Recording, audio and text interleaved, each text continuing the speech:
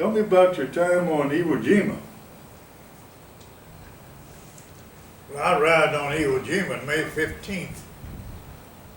Was only about 90 days from when the Japanese surrendered. So it was near the end of the war that I arrived there. So the amount of time I spent on Iwo Jima was about 5 months. But the amount of time I spent there before the war ended was only about 3 months. When I arrived there,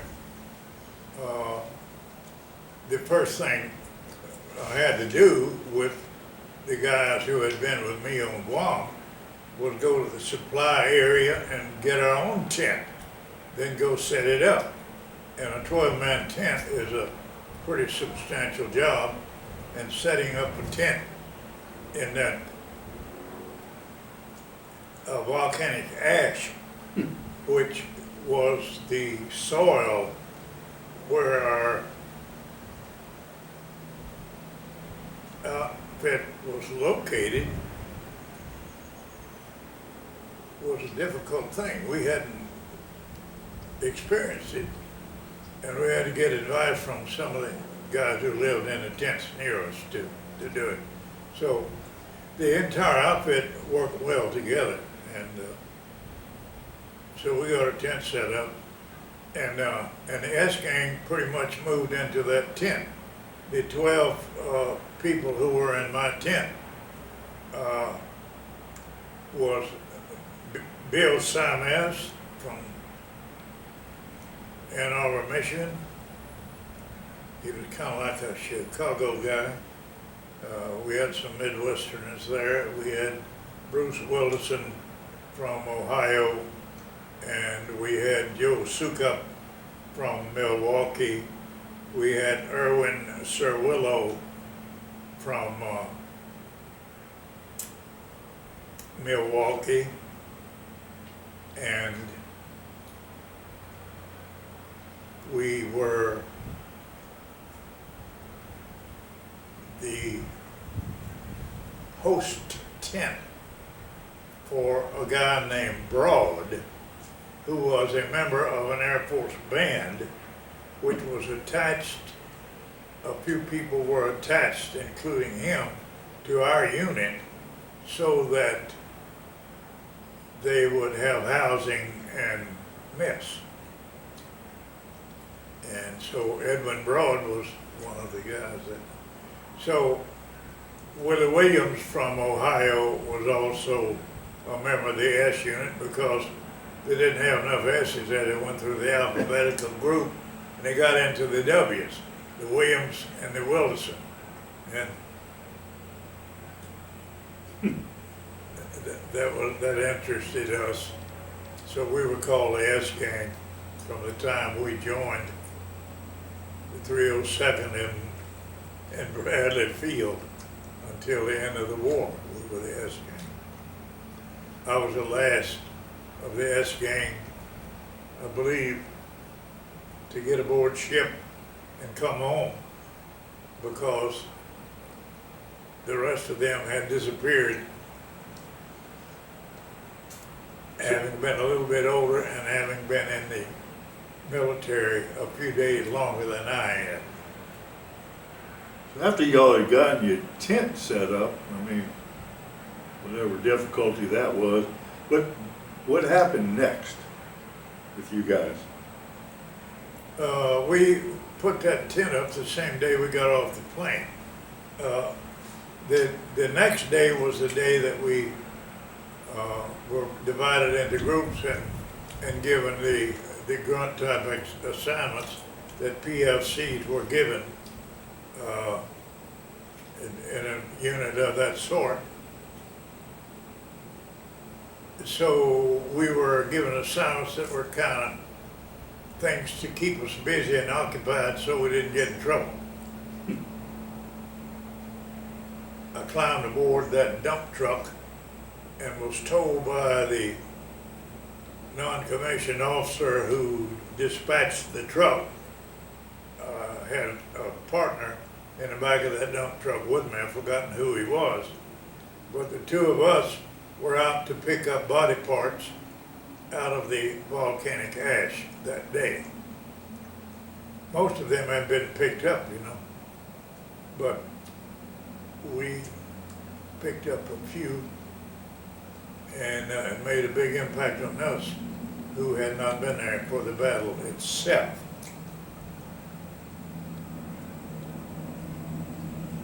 The sergeant significantly said, your assignment is to go pick up Jap body parts. I think the implication was that we treated our Marines who died here so well that we have already picked up their body parts. That was a significant suggestion by implication to me, because as the dump truck moved along, I could smell the cemeteries on Iwo Jima, which were nearby, because about 20,000 Japanese died there on the island in the preceding 60 days or so, and about 40,000 total, because about 20,000 Americans died there too.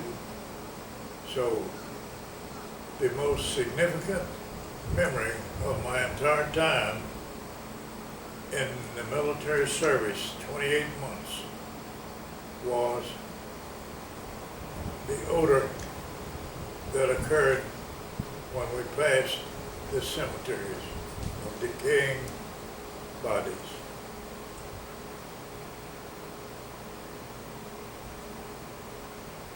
It's something that was so significant that sometimes when I tell the story, tears come to my eyes. And I suppose that's understandable. They're tearing up a little bit right now. So we had special regular duty assignments which called for us to work 6-hour shifts. And the schedule was 6 hours on, 6 hours off, 12 hours on, 24 hours off. And then we changed shifts and rotated, much like they do in the United States in industry.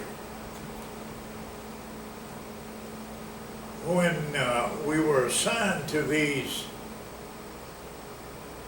shifts, it was posted on a bulletin board, and we were provided with the freedom, because hardly anyone wanted to work the midnight shift from 12 o'clock at night until 6 a.m.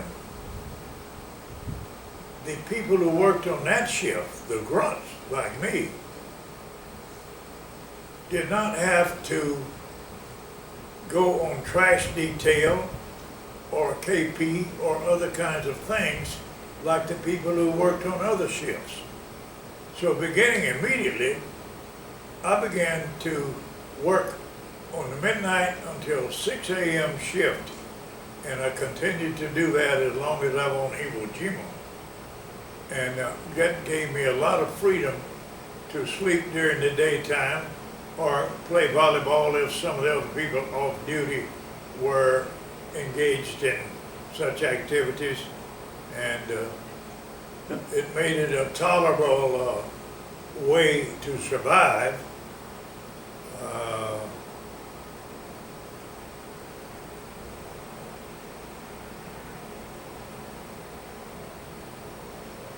I survived for the 5 months or so. I was still there. Surviving wasn't too hard after the war ended on August 15th. What were the specific kind of job that you did? I've seen a few pictures, but I think it'd be interesting to you obviously talk to pilots, what'd you do? Yes, our job was to wear a headset, which was to a radio, and the frequency was whatever the frequency was to contact the airplanes. And so there were 5 frequencies that had to be monitored.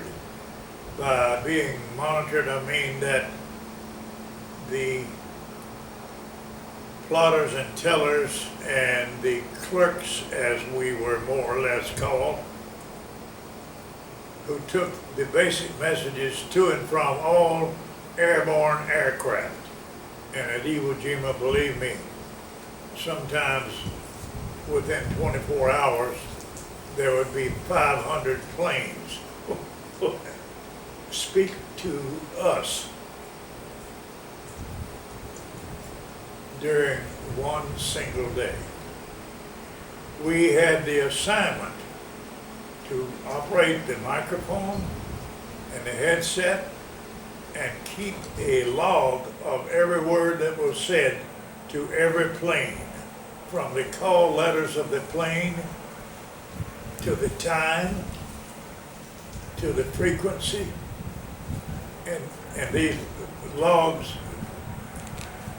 we didn't speak to them very long, because actually what we did, let me give you a typical call and a typical disposition of a message. An aircraft pilot, let's say a P-51 that had flown to Tokyo to provide combat defense of B-29s when they were dropping their bombs. The P-51 only had 15 minutes of gasoline after it had left Iwo Jima early in the morning, flown to Tokyo, was defending the bombers while they dropped their bombs, because the bombers had to slow down in order to let the drums be docked. So they were vulnerable to the Japanese fighter planes at that time. When that P-51 turned around and started back to Iwo Jima, its safe place to land, where it was based, hundreds of them in the 7th Fighter Command, which was our parent unit for the 302nd. The pilot on the way back might say, Agate Base, Agate Base. This is blank, blank, blank. He'd give the call letters of his plane, and he says, I'm running low on gas, and I don't know if I'll make it all the way back to Iwo Jima. And so I would typically answer, or hear one of my coworkers answer that particular call and say the call letters back to him so that he knows that it's for him. I will connect you with Air Sea Rescue so that you can tell him what you need. That plane then may or may not communicate with us again. We don't know. But that's written down in a book, and it was to protect the pilot in case he ran out of gas all the way back. So Air Sea Rescue was something that was in the charge of the Navy. And so the Navy planes and the submarines and so forth executed their missions to monitor what had been turned over to them. And so we maintained those notebooks. We took all those calls from all those aircraft and delivered the messages. The most significant call I ever took was talking to a plane on the day that the atomic bomb was dropped on Hiroshima. When the plane that was in the air was a B-29 that called Agate Base, Agate Base. This is blank Victor, whatever his call letter was, requesting permission to land at arrival. The reply to that call was,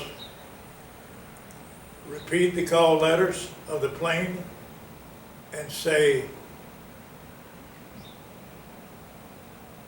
I am turning you over to the control officer.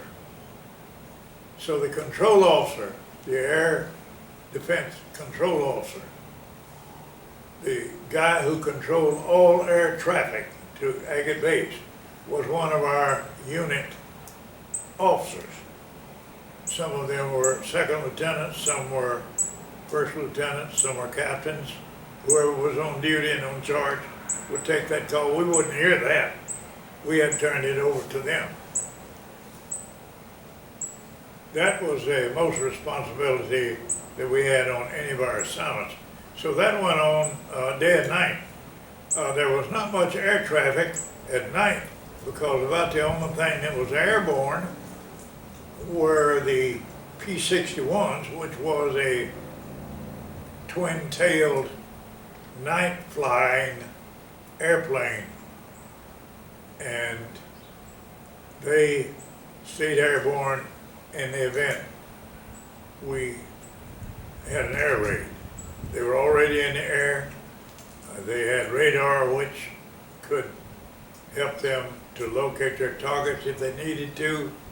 The war was about to end. The Japanese did not have many planes in the air over Iwo Jima during the time I was there. I think that there were only 2 times that we had bombing raids during my time there, and they didn't drop any bombs near Suribachi, where our bivouac area was. They dropped bombs on the other end of the island of Iwo Jima, which was only 7 miles long. And as I recall, the only damage that was done was they had dropped a bomb on an asphalt plant and set the asphalt on fire. So I have and had reason to give thanks that that was the only thing that took place during that night.